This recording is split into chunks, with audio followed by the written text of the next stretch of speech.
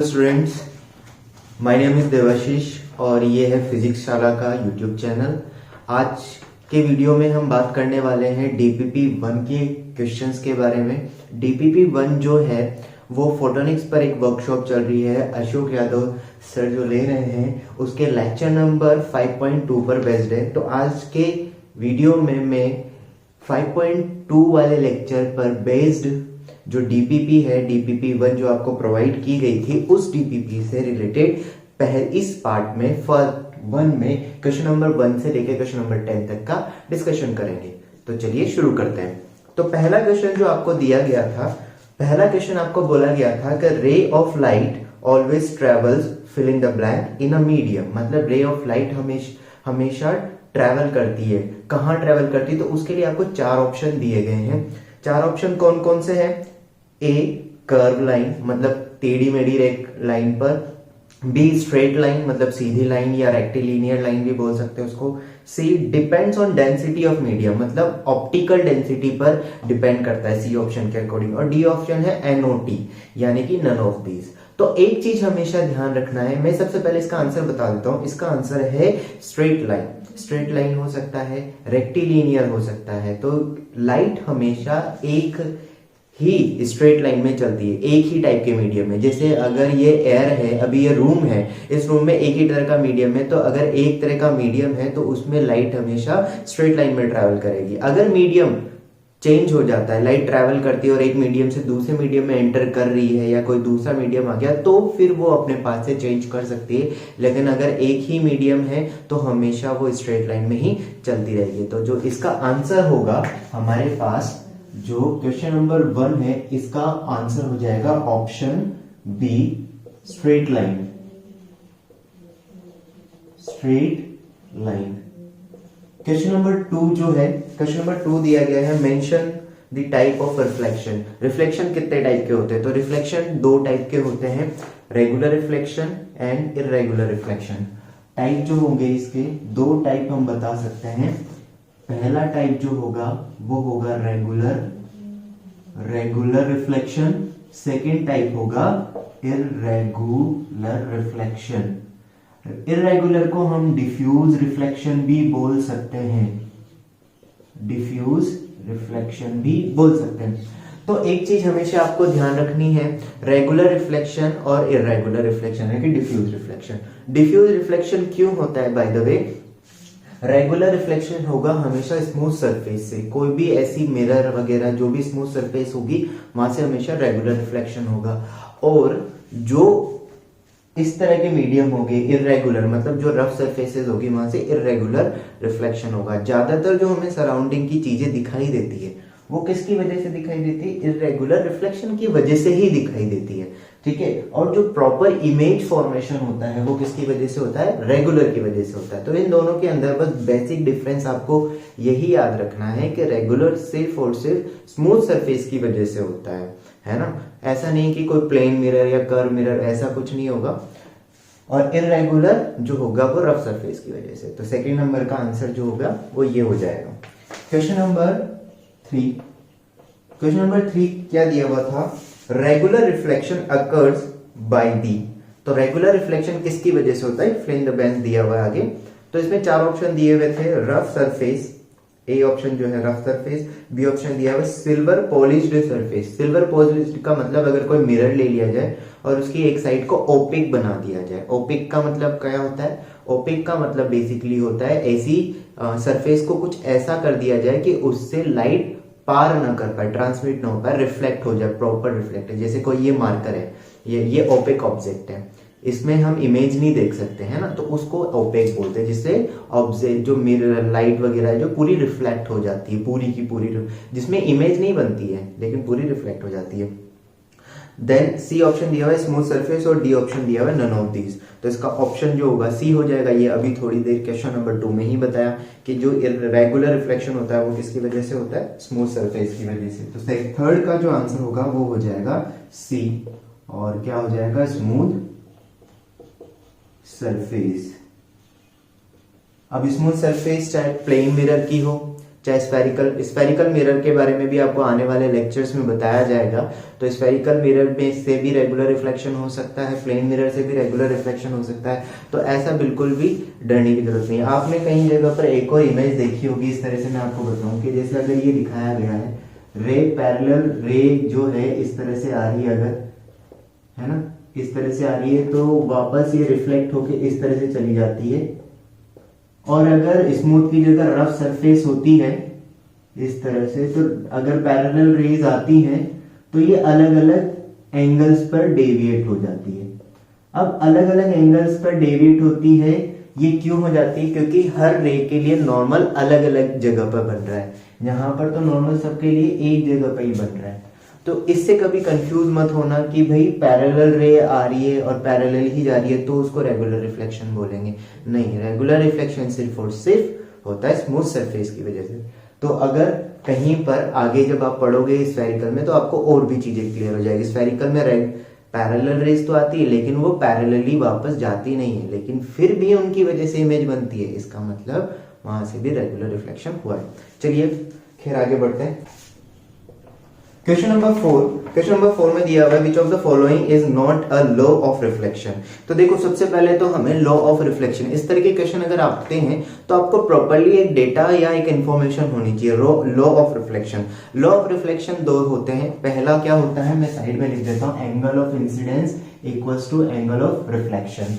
दूसरा होता है normal reflected ray, normal reflected ray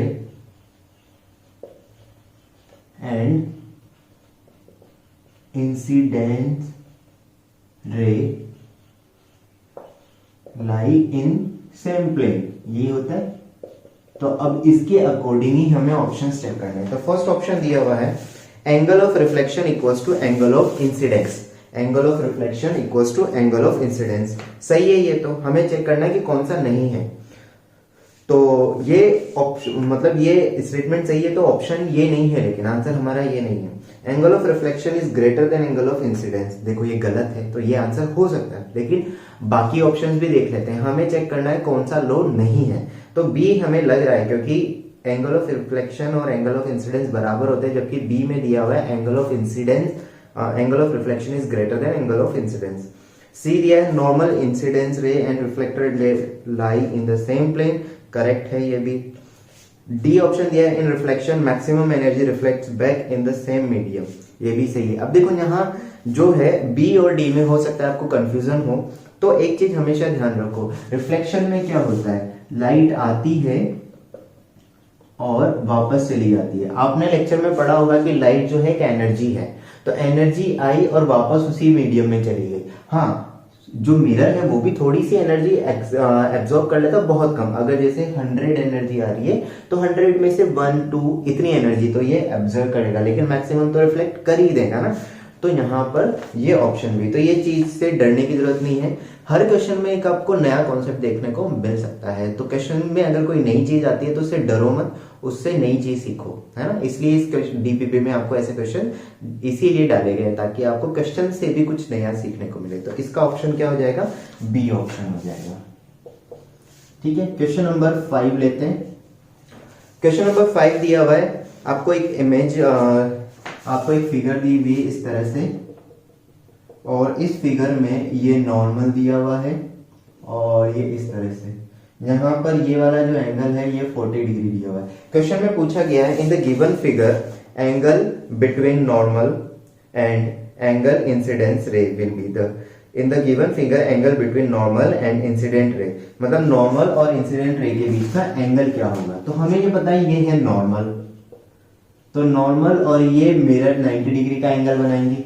ये जो एंगल बनेगा यहाँ पर, ये कितना बन जाएगा, यहाँ पर ये एंगल जो बनता है ये बनता है 90। ये टोटल जो एंगल है ये है यहाँ से यहाँ तक का 90।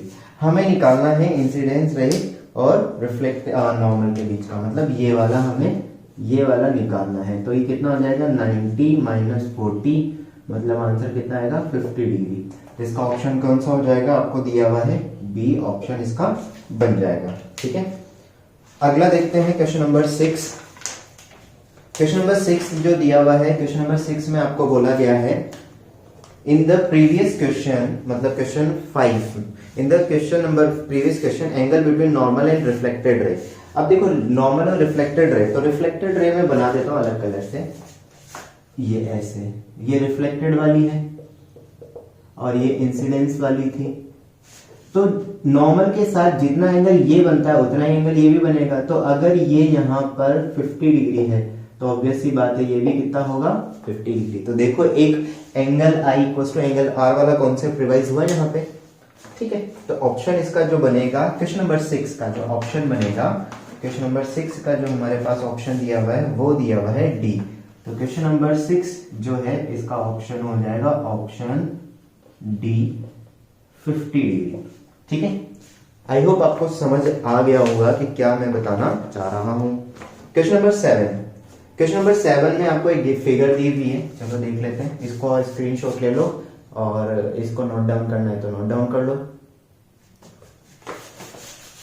चलो तो क्वेश्चन नंबर 7 की बात करते हैं। क्वेश्चन नंबर 7 जो दिया हुआ है,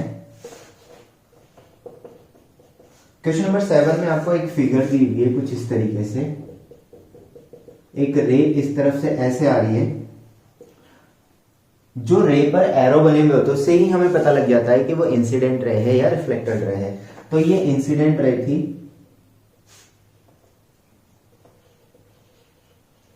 ये इंसिडेंट रे है और यहां पर अलग अलग बाकी रेस बनाई हुई है ना, इस तरह से बना रखी है। देखो एक ये वाली है, एक ये वाली है, एक इधर कहीं पर है और एक इधर कहीं पर है, ठीक है। और इनको नंबरिंग दी हुई है 1 2 3 एंड 4।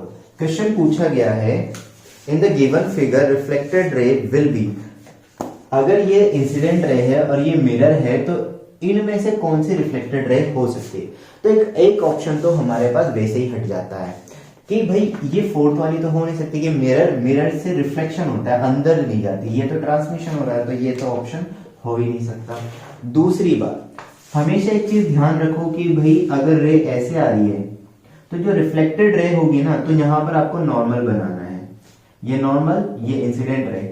जो इंसिडेंट रे, तो जो रिफ्लेक्टेड रे होगी ना वो नॉर्मल के दूसरी साइड ही होगी, या आप ऐसा बोल सकते हो कि इंसिडेंट रे और रिफ्लेक्टेड रे के बीच ही नॉर्मल आना चाहिए। अगर आपने इसको ऐसे बना दिया तो फिर ये गलत हो जाएगा, ये नहीं हो सकता। इसको कैसे लेना पड़ेगा, ऐसे ही। क्यों? क्योंकि इतने एंगल्स पर ये बनेगी उतने ही एंगल, अदरवाइज यहां तो ये अलग एंगल बन जाएगा, ठीक है ना। तो इसीलिए अब यहां पर वही चेक करते हैं। तो देखो अगर मैं इसकी बात करूं, ये वाली अगर इंसिडेंट रे है तो ये अगर ये ऑलमोस्ट पैरेलल जैसी, ये परपेंडिकुलर जैसी दिखाई दे रही है इसमें रखे, तो ये हो नहीं सकती, ये हो नहीं सकती। क्योंकि अगर नॉर्मल ड्रॉ करूंगा तो नॉर्मल ऑलमोस्ट ऐसा ड्रॉ होगा, देखो ये होगा नॉर्मल, यहां पर हमारे पास इस तरीके से ड्रॉ, तो ये नॉर्मल होगा। तो नॉर्मल के इधर तो कोई रे हो ही नहीं सकती रिफ्लेक्टेड रे, ये तो पैरेलल ही है। तो जितने नॉर्मल के, अगर नॉर्मल के साथ इंसिडेंट रे कुछ एंगल बना रही है तो इधर भी कुछ एंगल होना चाहिए, तो ये वाली भी नहीं हो सकती क्योंकि ये वाली जो रे दिखाई है ये तो नॉर्मल पे ही चल रही है, ठीक है ना। तो ये भी नहीं हो सकती, तो कौन सी हो जाएगी फिर, इसकी पॉसिबिलिटी आया समझ। तीनों में से कैंसिल, ये क्यों, क्योंकि ये तो ट्रांसमिट हो रही है, ये इधर हो ही नहीं सकती। इंसिडेंट रे कभी भी, इंसिडेंट और रिफ्लेक्टेड रे दोनों एक साइड नहीं हो सकती, नॉर्मल के एक साइड कभी भी एक तरफ नहीं हो सकती। दूसरी ये क्यों नहीं हो सकती, ये तो ये दोनों एक ही साइड है, ये दोनों जो है नॉर्मल की साइड। अब ये किसी इंसिडेंट रे नॉर्मल के साथ किसी एंगल पर है तो रिफ्लेक्टेड रे भी किसी एंगल पर ही होनी चाहिए। तो इसका ऑप्शन जो बनेगा हमें दिया हुआ है ऑप्शन नंबर हमारे पास फर्स्ट रे, इसका मतलब ऑप्शन ए यहां पर हो जाएगा रे 1, ठीक है। चलो क्वेश्चन नंबर 8 देखते हैं। क्वेश्चन नंबर 8, क्वेश्चन नंबर 8 दिया हुआ है and glance angle in reflection is defined as, glance angle in reflection. अब देखो ग्लैंस एंगल का मतलब क्या होता है वो समझ लो। ग्लैंस एंगल का मतलब बेसिकली होता है अगर रे इस तरह से आ रही है तो हम एंगल जो रिप्रेजेंट करते हैं ये इस तरीके से, ये नॉर्मल।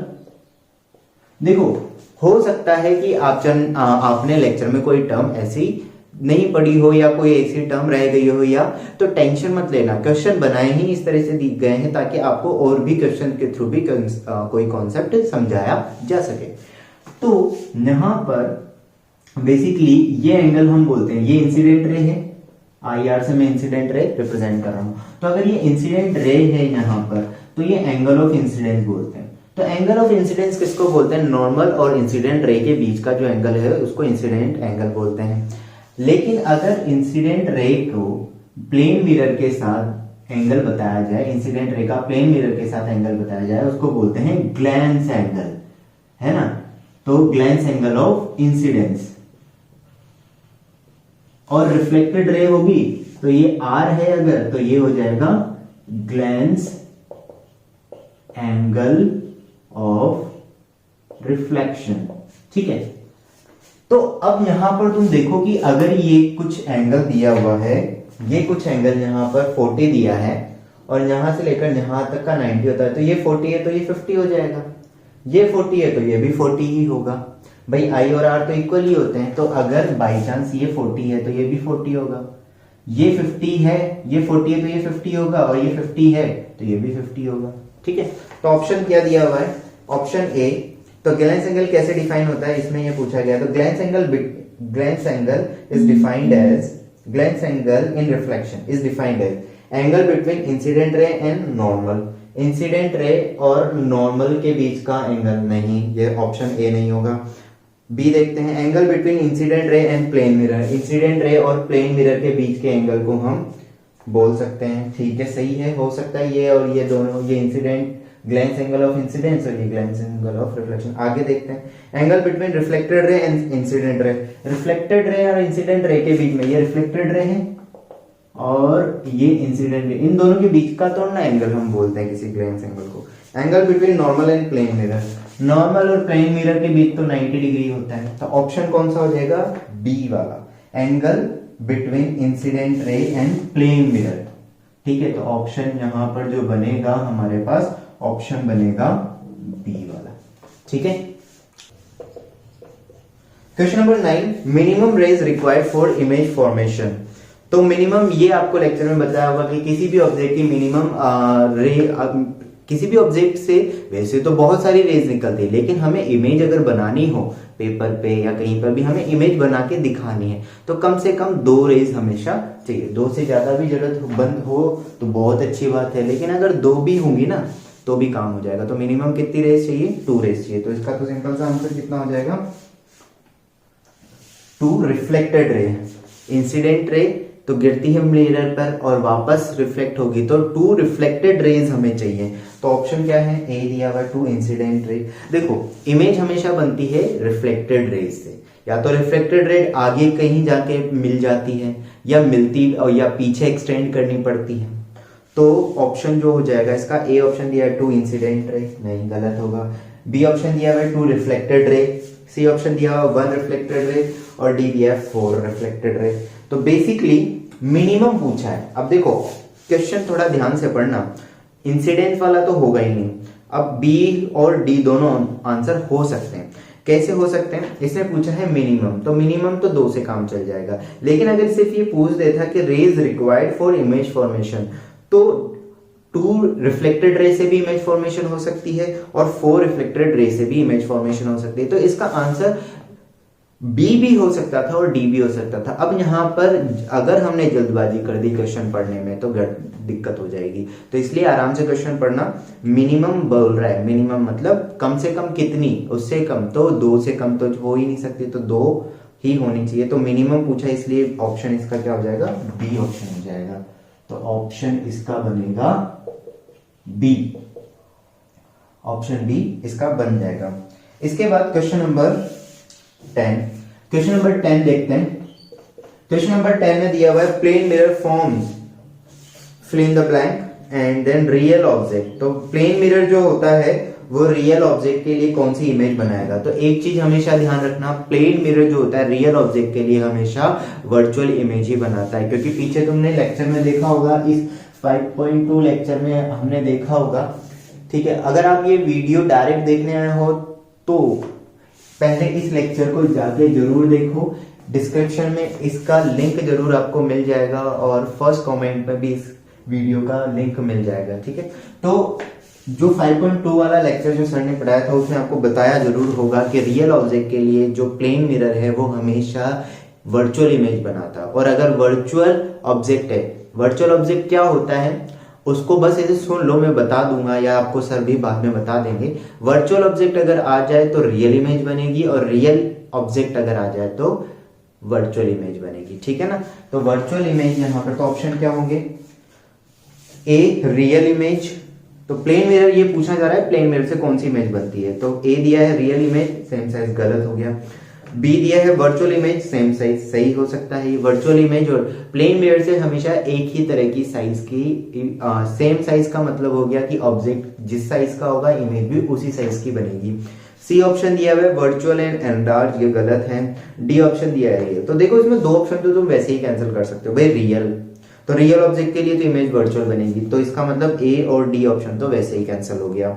अब बात आती है बी ऑप्शन की, तो वर्चुअल इमेज और सेम साइज, तो वर्चुअल वर्चुअल दोनों में दिया हुआ है तो सेम साइज वाली बनती है, तो सी ऑप्शन भी कैंसिल हो जाएगा। तो ऑप्शन क्या होगा यहाँ पर, बी बनेगा, ऑप्शन बी होगा वर्चुअल एंड सेम साइज, ठीक है। चलो तो आज के पार्ट 1 में अभी क्वेश्चन और बाकी, क्वेश्चन नंबर 11 से लेकर क्वेश्चन नंबर 20 तक हम पार्ट 2 में करेंगे। ये पार्ट 1 था क्वेश्चन नंबर 1 से लेकर क्वेश्चन नंबर 10 तक। तो अगले क्वेश्चंस को देखने के लिए फिर इसके बाद वाला पार्ट 1 देखिए। तो अगर आपको इस वीडियो में जो भी क्वेश्चन है उसमें कुछ भी डाउट है तो आप कमेंट में करके बता सकते हैं, ठीक है। तो बने रहिए फिर फिजिक्सशाला के साथ डीपीपी के सॉल्यूशन के लिए। Thank you very much. और ये फोटोनिक्स वाली वर्कशॉप जो फोटोनिक्स वाले वीडियोस जो हैं कंटिन्यूसली देखते रहिए, सारी डीपीपी उन्हीं लेक्चर पर बेस्ड होगी।